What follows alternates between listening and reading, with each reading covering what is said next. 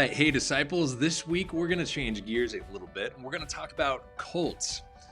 I've recently had some experiences with some cults and just wanted to kind of throw out some of the things that I've learned over the years about cults that hopefully can be helpful to you. Let's get into it.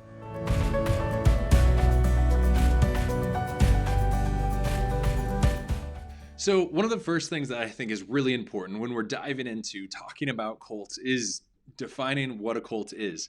And this might seem like this shouldn't be that hard to do, but honestly, when we start looking online for what we would use to define cults, we can see that there's a lot lacking.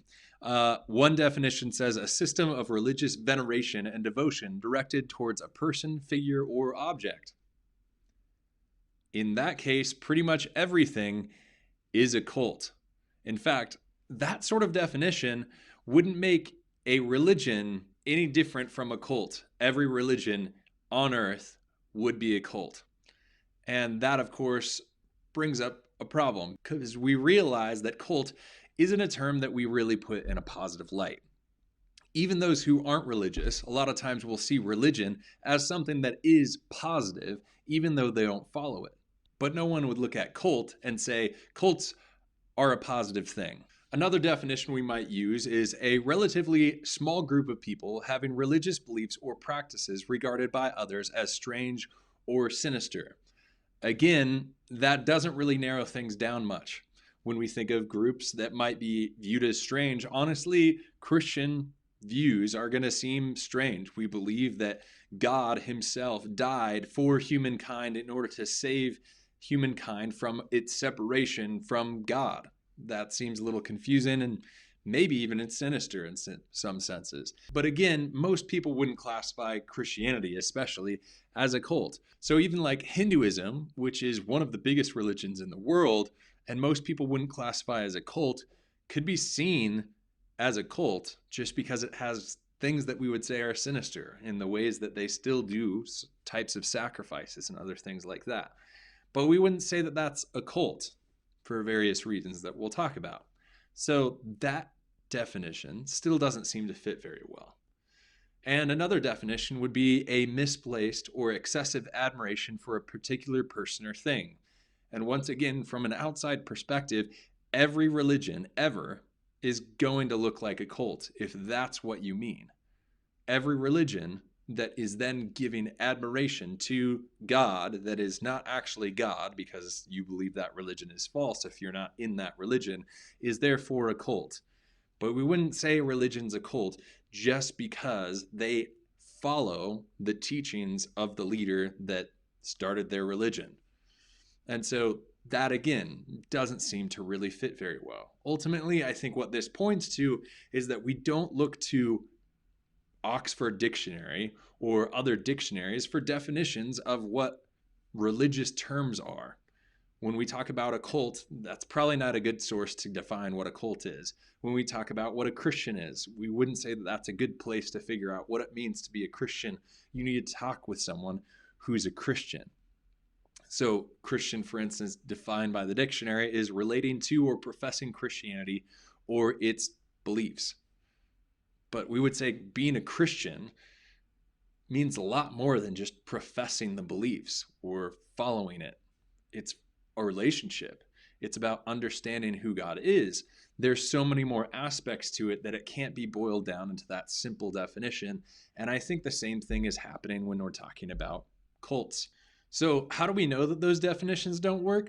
Ultimately, it's just not what comes to mind when we think of cult.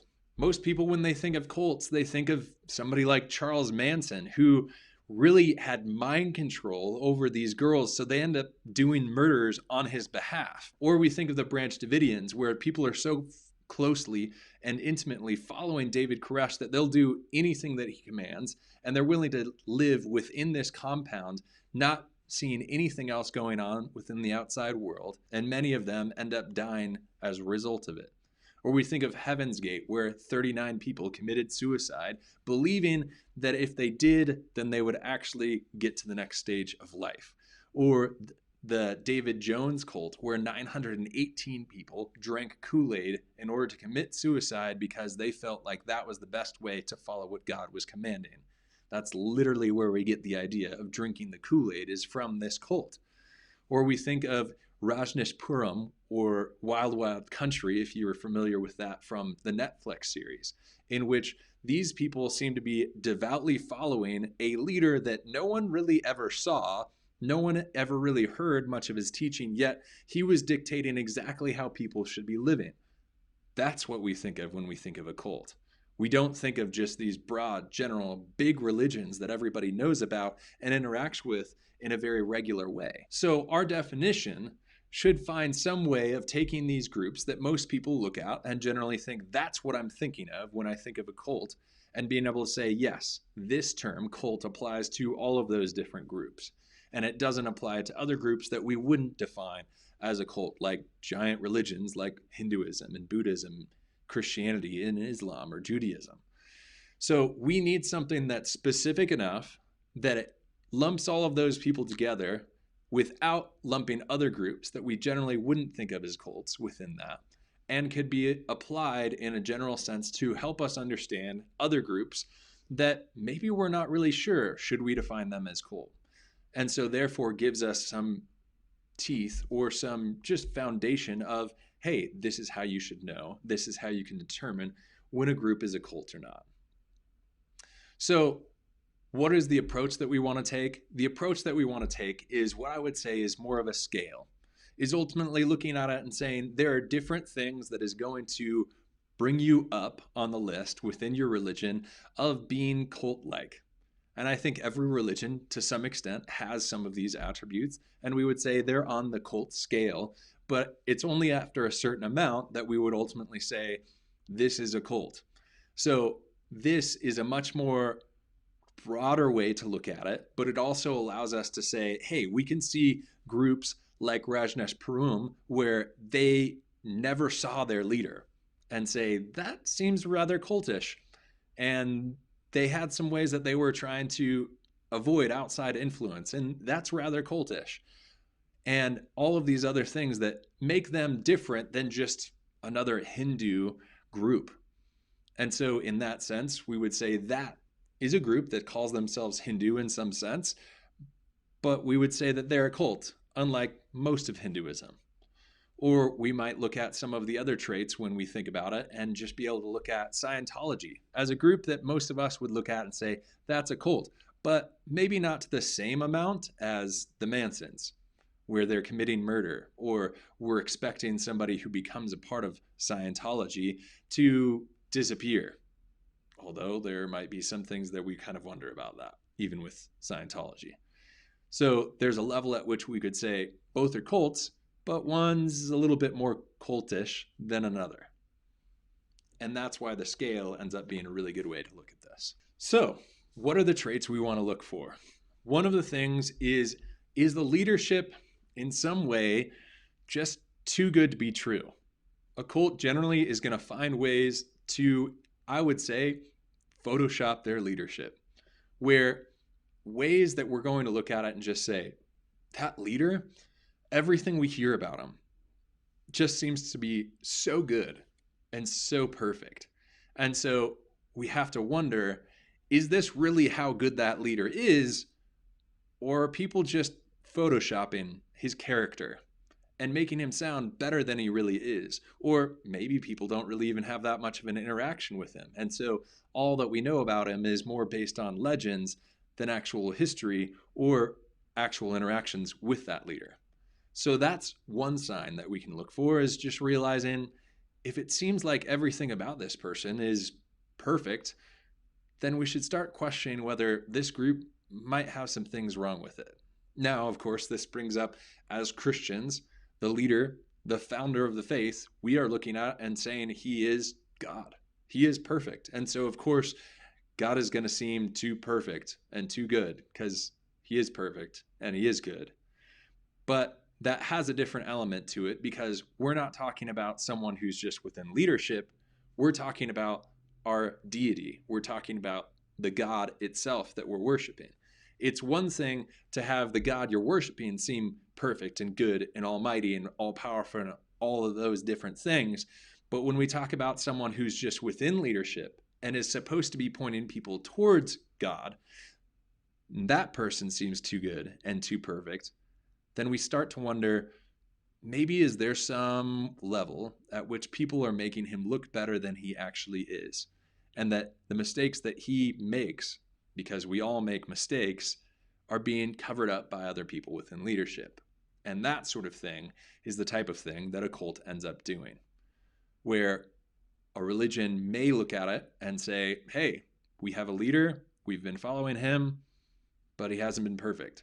A sad example for that within leadership within Christianity recently is Ravi Zacharias, who more and more we're starting to realize actually did some pretty horrible things in his time, abusing women and using women in ways that he shouldn't have.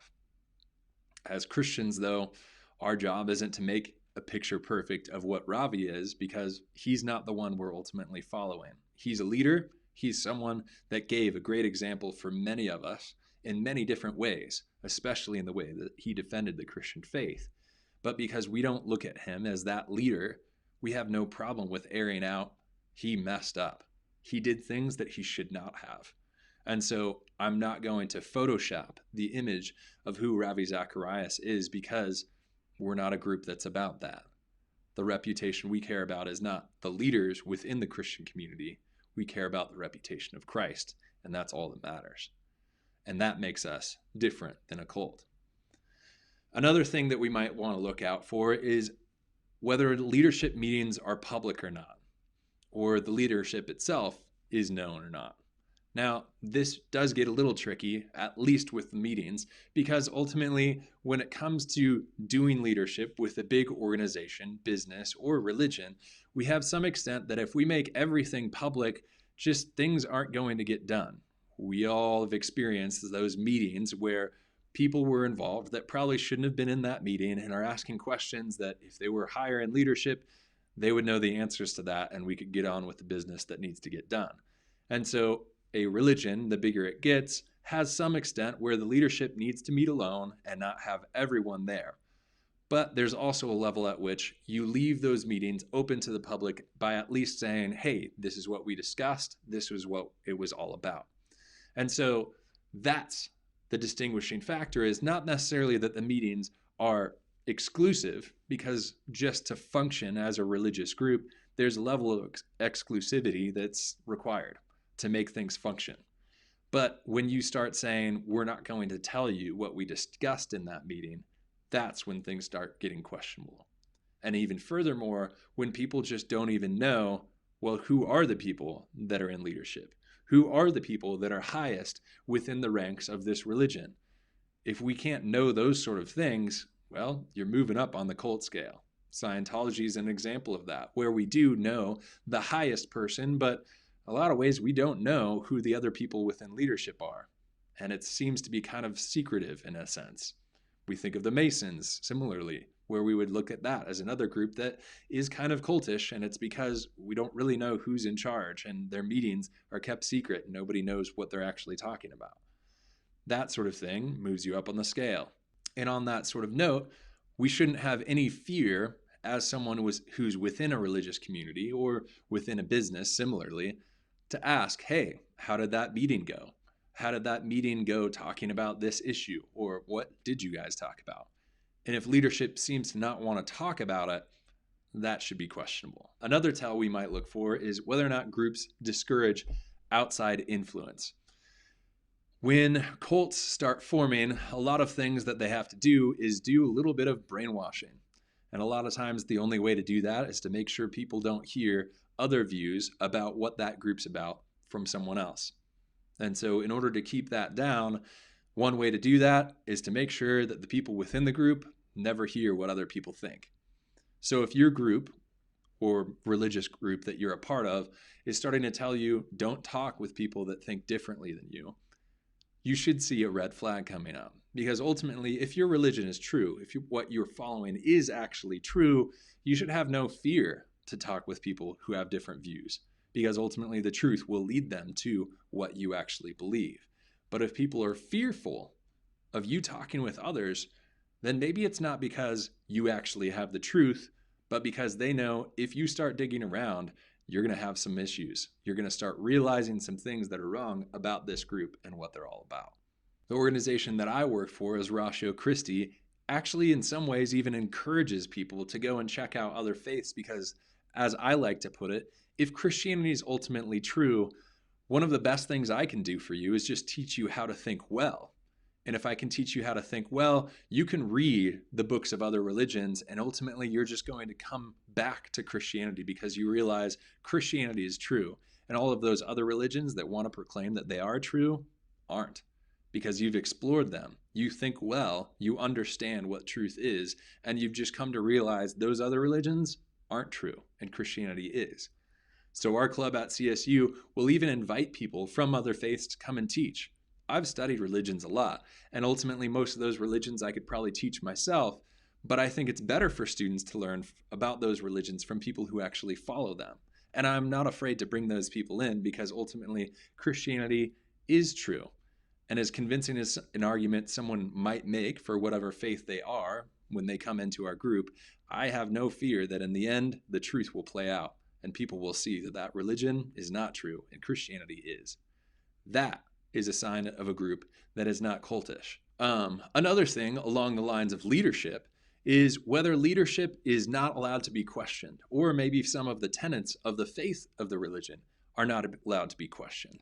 Ultimately, again, if your religion is true, then people should be able to ask questions and you just have answers because you're able to show them why your religion is actually true, why what you tell them to do is actually the best thing for you to follow.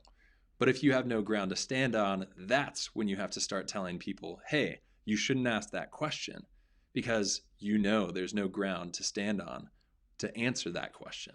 Similarly, when we talk about leadership or even just the history of that religion, if a group starts hiding that history and keeping it from others, that should be a red flag. Ultimately, that's telling you that there's things within the history of that group that they don't want you to know about, because if you knew about it, you would start to question things. And if you start to question things, you might not find the answers that you're really hoping for, and that might lead you away from the faith.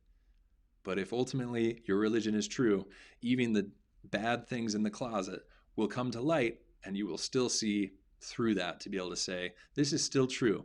Maybe there's some past in the history of this religion that is bad. That isn't something that we're happy about. But we're willing to look at that and say, this isn't the way things should be done. This is something that's part of the history of what this religion did, but that doesn't mean it's false. We look at that with Christianity and the Crusades. We're able to look at it and say, that is a part of the history of Christianity, or even more recently, the history of Christianity within the United States that allowed slavery. And we can look at that and say, yeah, that was something that some people believing in Christianity believed, did, and it's horrible. But that doesn't mean Christianity is false. And I'm not going to hide it from you, the fact that those sort of things happened. But I can show you why, ultimately, the people that did those things just aren't following what Christianity actually teaches. And ultimately, with those that are trying to hide that history, maybe it's not because if you do follow that religion correctly, you wouldn't do those things, but because they realize if you do actually follow that religion correctly, you will do some of those horrible things. And of course, they want to keep that from you because a moral conscience can sometimes be the best way to steer you away from a religious cult. So hiding history might be one thing, but hiding doctrine could be another thing. Early on, sometimes a cult might not indoctrinate you into everything that they actually teach. If it seems like you can start asking questions about some of the things that maybe you've heard about a religious group that seem odd and they don't want to talk about it, or they maybe even say, well, we can't get into that now, but maybe as you learn more and become more of part of our group, we can talk about that later. That should be a red flag, because ultimately what they're realizing is the harder things and the bad teachings and the false teachings of what this cult teaches won't be things that you accept until you really feel like you're a part of the group. And when you feel like you're a part of a group, sometimes you're willing to accept things that you know are false, because ultimately you feel at home there. And to leave feels like a big commitment or big loss. And so you're willing to accept things that before, early on, you weren't willing to accept. Now, of course, there's a time and a place when it comes to even some of the tougher questions within Christianity. Someone might start asking some of the tough questions that we have theologically or even with the Christian history, as I just talked about. And it's a little bit that I might say, hey, that's not quite as important as you understanding what the gospel is. But there's also a point at which I can say, hey, if this is really bothering you, then let's talk about it. If that's really something that's holding you back, I'm not going to say we cannot talk about that. I think it's more important you get some of these central things figured out. But I can point you to some other resources that will talk about those issues. I'm not afraid to get into those issues. And that's another thing that if you're not a religious cult, you're going to be okay with. You're going to ultimately look at it and say, well, yeah, these are some tough issues and maybe a little bit hard for you to grasp when you don't understand everything about the religion yet. But I can still point you in some directions to say, there's some good answers here. This might be a little bit hard for you to know or understand or accept fully right now, as you don't understand some of the basics that build a foundation around all of those things. Just in the same way what someone might understand some little bits about science, they might not accept some of the harder things of science to look at it and say, how on earth could we date old fossils from billions of years ago? It seems like there's no possible way of doing that. And they don't understand that because they don't understand some of the basics of science.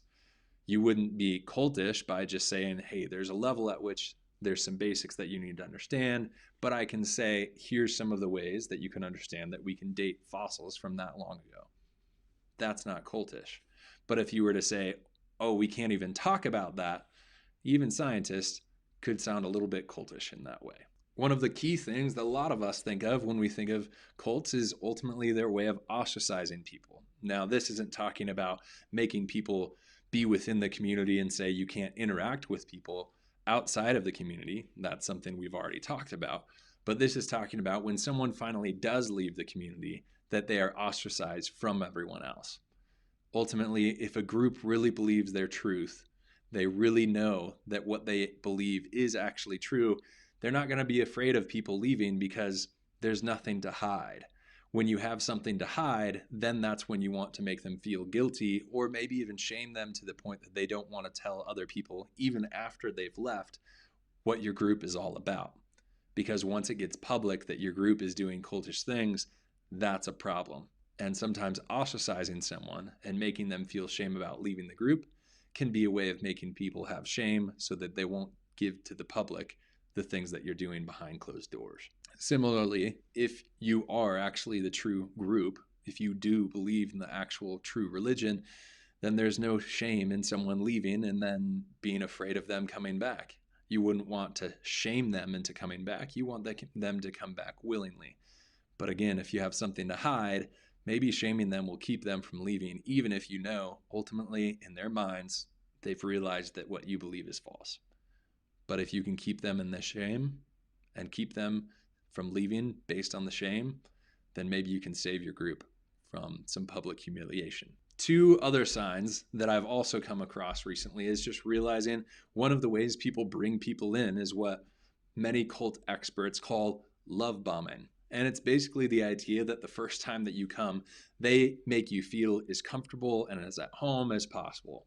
Now, churches do this. To a certain extent, we try to make people feel as at home and as comfortable as possible. And I don't think that's all bad. In some ways, that's just good business. But when it gets to an excessive amount, when you realize all 100 people in the congregation made sure that they said hi to you, that might be a little bit of a sketchy thing.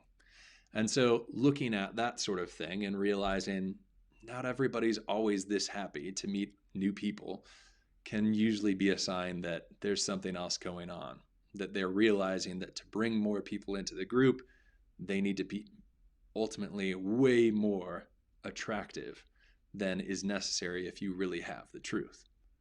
And then lastly, a thing that probably is more dealing with groups that might seem Christian but are really on that scale of being cultish is ultimately if they're being exclusive. Now, again, religions are all exclusive. This is one of the problems that I have with the coexist bumper stickers. It's as if to say, when we coexist, then everyone just gets along and we say that all religions are true. But every religion actually contradicts. which I love the bumper sticker from Frank Turek that does the same thing with the religious symbols and that says contradict instead, to point out that really every religion, to an extent, is exclusive. Buddhism, Hinduism are both saying that Christianity is ultimately false in what it teaches. That where a religion disagrees with another religion, it's going to say that that other religion is wrong about what it teaches. So no religion actually believes that all paths lead to the same direction. They're going to say when they're different, they're wrong. So exclusivity might seem like an odd thing to bring up with cults, but what I bring that up more in the context of is the context within Christian groups, where even within Protestant, Catholic, and Orthodox, for the most part, we're going to look at each other and say we're saved to some extent. Catholics and Orthodox might have a little bit more of a time biting that when it comes to Protestants, but there's still some amount that they would still agree with us in many ways. Within Protestant denominations, pretty much all of them will agree if you've been baptized in some other Protestant group, then your baptism is still valid here. But when they start saying your baptism isn't valid, or you're not part of the true church unless you're part of our specific denomination, that's a sign. That's a sign that you might be in a group that you shouldn't be a part of. So I hope those keys are somewhat helpful to you in understanding what is a sign that you might be in a cult. And if you know someone who's in one, or you're starting to wonder if maybe you yourself are in one, please contact me. I have resources that I can point you towards, or I can help you get connected with other organizations that might help you to discern that better and help you get out. It's a tricky thing. And I admit that there's even been times that I've had conversations with people that I thought were solid in many ways, only to find out some of their beliefs or even some of the groups that they're a part of were not nearly as solid as I thought. Even as someone who likes to think of themselves a little bit as an expert, people have slipped through my fingers in that way. So this isn't easy to understand, which again is why we can't just use these general definitions that we get from a dictionary online, but we have to look at this as a scale type thing. Some groups are more cultish than others, and some groups can fly under the radar because they're just barely on the scale. Either way, I hope this content has been helpful to you.